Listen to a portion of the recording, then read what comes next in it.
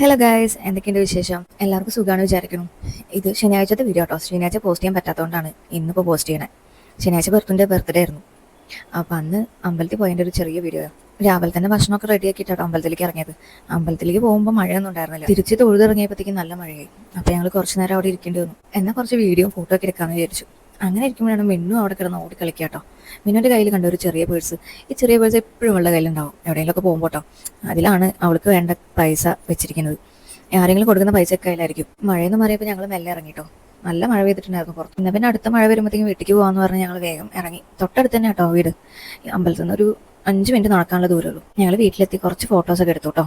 അത് കഴിഞ്ഞതാ മിന്നു വ്ളോഗർ അച്ഛൻ്റെ പിന്നാലെ വീഡിയോ എടുക്കാൻ വേണ്ടിയിട്ട് ഓടുക. അച്ഛനാണെങ്കിൽ ഇവര് രണ്ടാളെ കൊണ്ട് തോറ്റല്ലോ, ഷട്ടിടാതെ നടക്കാൻ പറ്റൂലല്ലോ ഈ വീട്ടിലെന്ന് പറഞ്ഞിട്ട് ഓട്ടോ ഓടി. പിന്നെ ഞങ്ങൾ രാവിലത്തെ ഫുഡ് കഴിക്കാൻ വേണ്ടിയിരുന്നു കേട്ടോ. രാവിലെ ഇഡ്ഡലിയും സാമ്പാറുമായിരുന്നു. ഞാൻ അവിയലും ഉച്ചക്കത്തേക്കുള്ള അവിയലും ചോറും ഒക്കെ നേരത്തെ വെച്ചിട്ട് ഞങ്ങൾ ഒന്നിച്ചിരുന്ന് ഭക്ഷണമൊക്കെ കഴിച്ചു. കുറച്ച് നേരം ഇരുന്ന് വർത്താനമൊക്കെ പറഞ്ഞു. ഞങ്ങൾ മാത്രമേ ഉണ്ടായിരുന്നുള്ളൂ കേട്ടോ. അതുകൊണ്ട് വലിയ ആഘോഷങ്ങളൊന്നും ഉണ്ടായിരുന്നില്ല.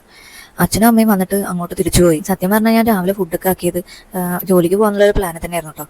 പക്ഷേ എല്ലാം കഴിഞ്ഞ് അമ്പലത്തിലൊക്കെ പോയി വന്നപ്പോഴത്തേക്കും എനിക്ക് പിന്നെ ഒരു മടിയായി. അതുകൊണ്ട് ഞാൻ പോയില്ല.